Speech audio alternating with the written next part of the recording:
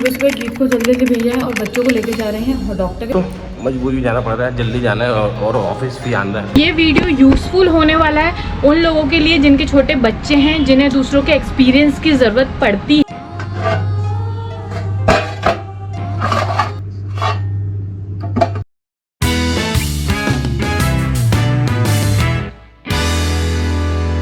तो दोस्तों आज गीत का एग्जाम है मैथ्स का। हाँ मैथ्स, बस बस बस चलो चलो, आज मैथ्स का पेपर है।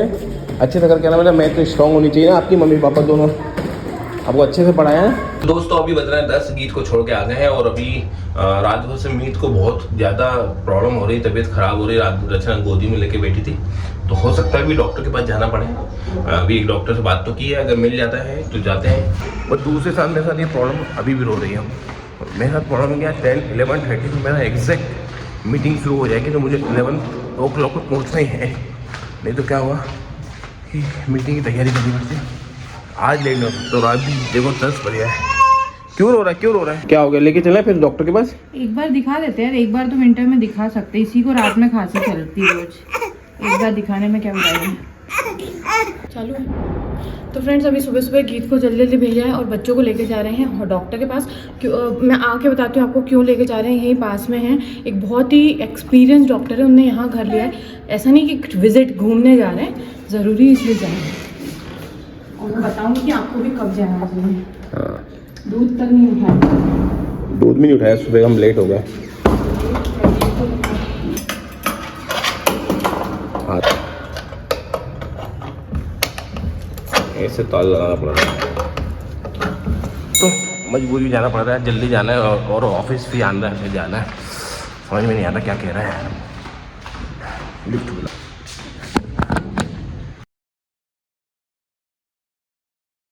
तो दोस्तों पहुंच गए डॉक्टर के पास।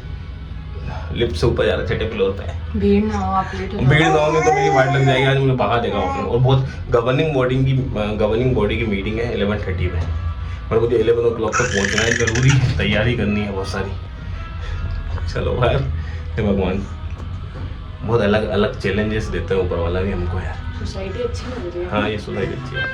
A few moments later. दोस्तों दिखा दिए 11 बज गए, मुझे बस लेट हो जाऊंगा बाकी। तो डॉक्टर ने क्या बताया क्या नहीं बताया, और रचना विल टेल यू, है ना। डरने वाली बात है नहीं है, क्या है समझ में नहीं आ रही यार। डॉक्टर अंकल बहुत अच्छे थे, मगर एज उनकी 60+ थी, है ना। शायद उनको कुछ प्रॉब्लम भी थी, बीमारी, मगर बहुत स्लो थे। है बहुत एक्सपीरियंस, बस स्लो बहुत थे। तो उन्होंने दोनों को, बच्चों को देखने में आधा घंटे से ऊपर ले लिया। ठीक है यार, इतना तो लेते हैं डॉक्टर, इत्मीनान से देख रहे हैं, ये अच्छी बात है। मगर आज हमारे लिए अच्छी नहीं, क्योंकि मीटिंग है यार। मेरे घबराहट होने लगी। 11 ही बज गए, पहुँचने में 11:30 बज ही जाएगा। 8:30 से डांट लगेगी, अब भगा देगा नहीं तो मुझे ऑफिस से कोई।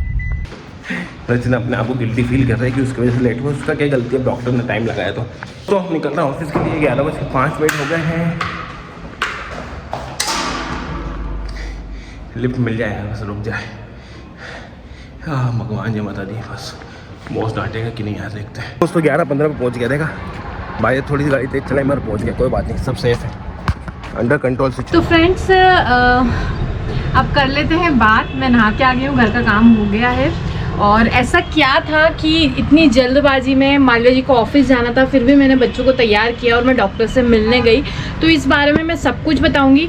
तो ये वीडियो यूज़फुल होने वाला है उन लोगों के लिए जिनके छोटे बच्चे हैं, जिन्हें दूसरों के एक्सपीरियंस की ज़रूरत पड़ती है, नई नई मॉम्स बनी है, नहीं समझ में आता है, या फिर बच्चे होने वाले। तो इस वीडियो के आने वाले 5 मिनट बहुत ध्यान से सुनिएगा और देखिएगा भी।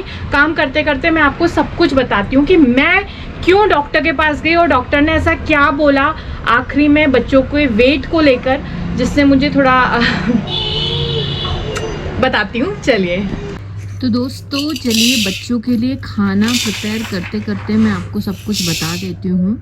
हुआ यूँ कि अभी तक हम बच्चों को कोई भी दवाई नहीं दे रहे थे सर्दी खांसी के लिए, होम रेमेडीज़ ही ट्राई कर रहे थे।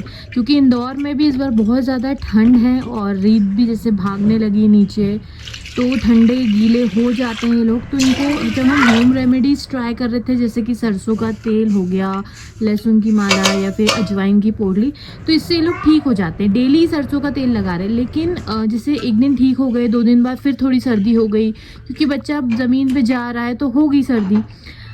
अब ऐसा है कि रीत के साथ कि रीत तो भाग तो रही है लेकिन उसे कोई खांसी नहीं है, सर्दी कभी होती है फिर अपने आप ठीक हो जाती है, कोई उसके नाक से आवाज़ नहीं आती, सोते टाइम खाना पीना सब कुछ वो सही तरीके से कर रही है, सही टाइम पे सो रही है, ना ही वो कोई बुखार आया उसे, तो हमें कोई टेंशन नहीं है।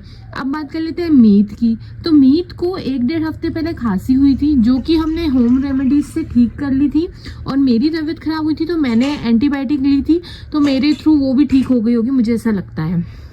अब मालविया जी को हुई थी तो भी उन्होंने डॉक्टर को दिखाया, पर अभी मालविया जी को बीच बीच में थोड़ी सी खांसी चलती है, ठसका सा लगता है। और गीत को तो आप लोग जानते हैं एलर्जिक ब्रोंकाइटिस है, तो वो थोड़ा सा भी वेदर चेंज में या ठंड के संपर्क में आती है तो हल्की उसे खांसी चलती है। कितना बचाएंगे, बचाने की बहुत कोशिश करते हैं। तो अभी मैंने नोटिस किया कि कुछ दिनों से रात में सोते टाइम खासकर मीत को खांसी चल रही है, जो मुझे सही नहीं लग रही थी। उसको सर्दी नहीं हो रही है, सर्दी नहीं हो रही मतलब कि उसकी रनी नोज नहीं है, लेकिन उसे खांसी चल रही है। अब कल रात को तो उसको कुछ ज़्यादा ही खांसी चल रही थी, तो मुझे ये लगा कि एक बार डॉक्टर से कंसल्ट कर लेना चाहिए। I know home remedies works, लेकिन अभी तक हमने डॉक्टर को एक बार भी नहीं दिखाया है, तो हमने सोचा एक बार डॉक्टर को दिखा आएंगे कुछ दिनों में और पूरा ओवरऑल चेकअप करवा लेंगे। अब इतनी जल्दबाजी में हम आज ही क्यों गए वो मैं आपको बताती हूँ। मॉर्निंग में जब मैं उठी तो मैंने मीत को थोड़े से अदरक का रस और शहद डाल के खिला दिया, जिससे कि उसकी खांसी बंद हो गई।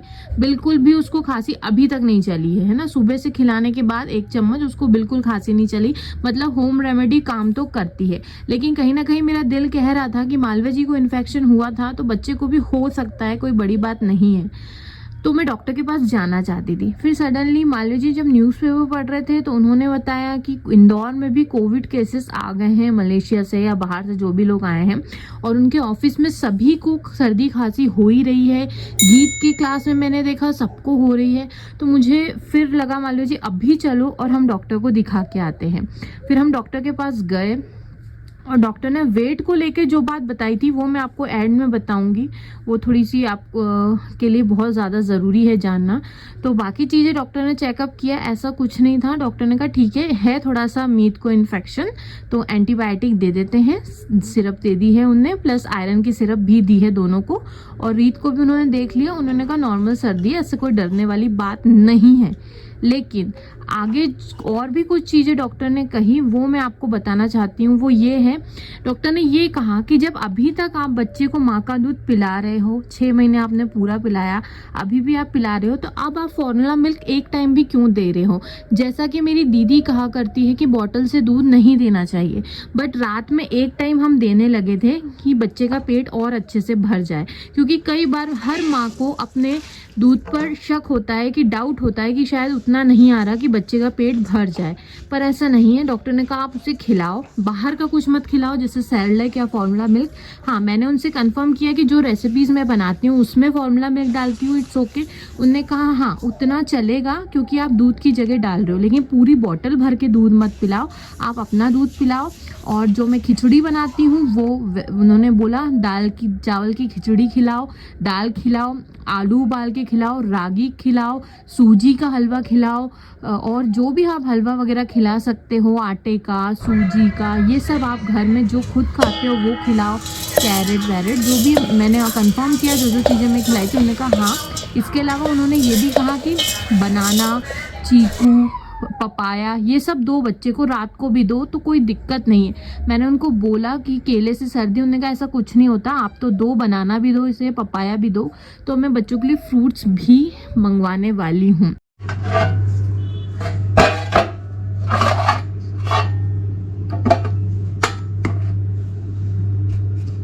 मैंने फिर फाइनली बच्चों के लिए बहुत टाइम से पेंडिंग था सेरेलैक बना दिया। अगर आप चाहेंगे तो इसका अलग से वीडियो भी डाल दूंगी। और ये जो सेरेलैक मैंने बनाया ये आप लोगों ने ही रेसिपी बताई थी, आप लोगों के द्वारा सजेशन दिया था, उसी से बनाया। हम वैसे भी बाहर का बहुत ज़्यादा नहीं देते थे, कभी बहुत इमरजेंसी होती तो देते थे। बाकी जो रेसिपीज़ में बना रही थी डॉक्टर ने बिल्कुल सही कहा, वही सब देते रहें। तो जो इम्पॉर्टेंट एक और बात है वो मैं आपको बताने वाली हूँ, वो ये है, क्योंकि बहुत से ऐसे लोगों की क्यूरीज मेरे पास आती है कि हमारे बच्चे का वेट नहीं बढ़ रहा है या इतना वेट है तो सही है क्या, बच्चा खाना नहीं खा रहा है तो हम क्या करें। तो देखो, पहली चीज़ आप लोग ये ध्यान रखिए कि हर बच्चा अलग होता है, हर बच्चे के खाने की क्वांटिटी अलग होती है। जब डॉक्टर ने हमारी दोनों बेटियों का वेट किया, मीत का वेट आया 6.9, रीत का वेट आया 6.7। अब बहुत से लोग चौंक गए होंगे कि इतना कम वेट 8 महीने के बच्चे का। हमारे बच्चे का तो 7 किलो है, 8 किलो है, 7.5 किलो है, फिर भी हमें कम लगता है। तो मैंने पहले भी आपको बताया है कि ये वेट डिपेंड करता है बेबी के बर्थ वेट पर। जब डॉक्टर ने वेट लिखा 6.9, उनका पहला रिएक्शन था, ओ माय गॉड, ये प्री मैच्योर 1600-1800 ग्राम के बच्चों ने इतना अच्छा कैसे कवर अप कर लिया, इतना अच्छा वेट कैसे है, इतना अच्छा ग्रोथ इनकी कैसे है।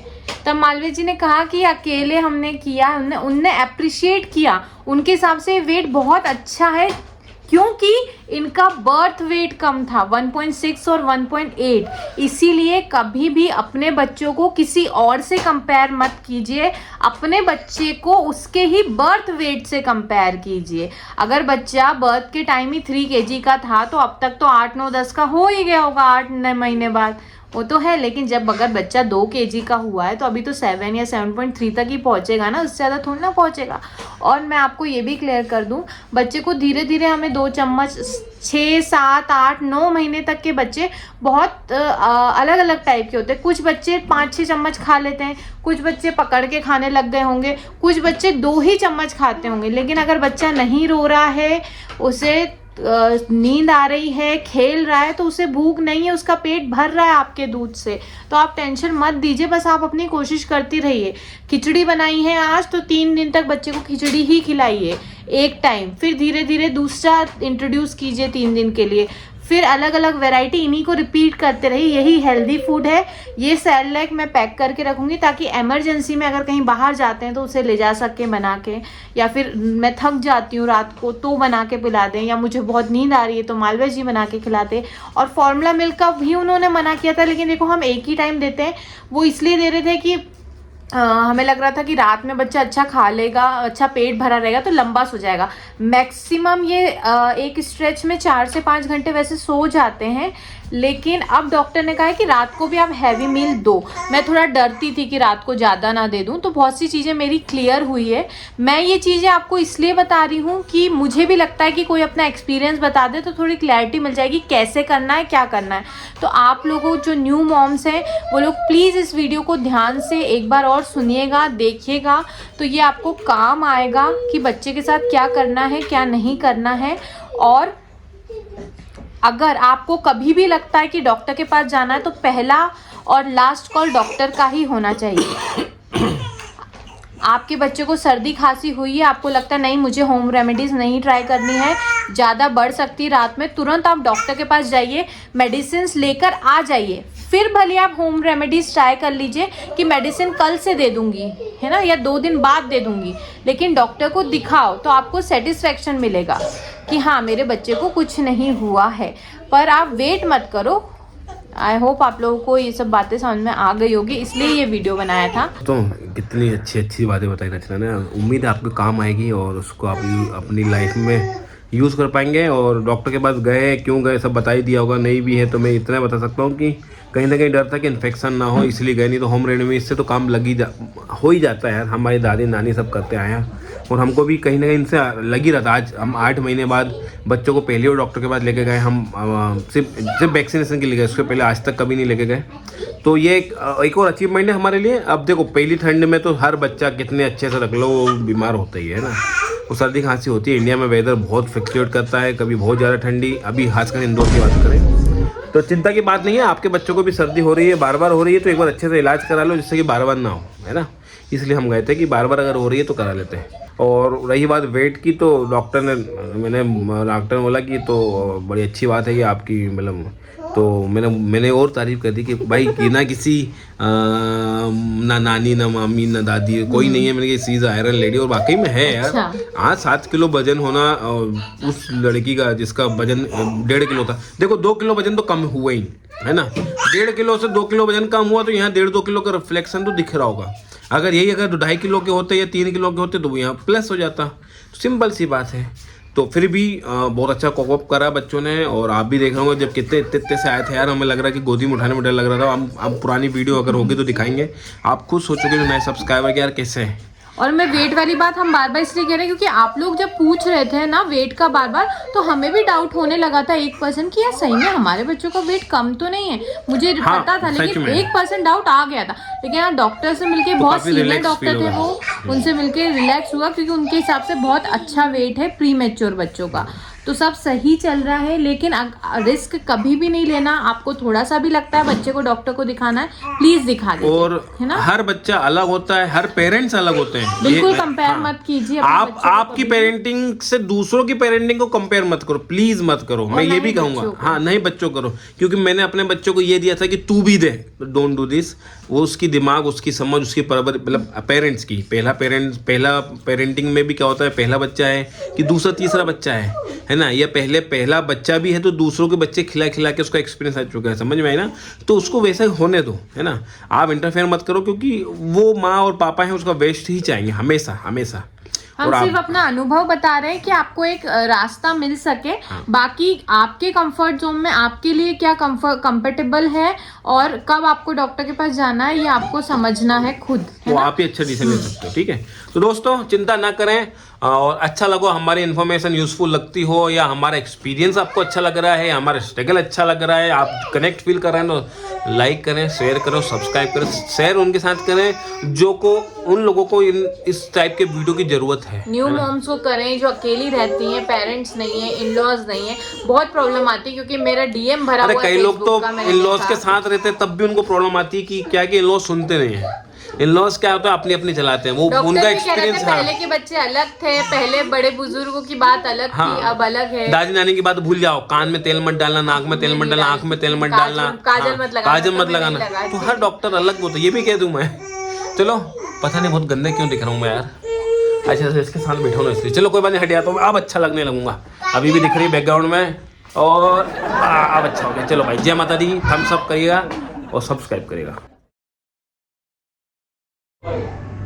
तो चलिए फ्रेंड्स, रात हो गई है। जो सुबह सेरेलैक बनाए थे ऐसे 2 डिब्बे भर के बन गए, तो ये बनाते हैं बच्चों के लिए।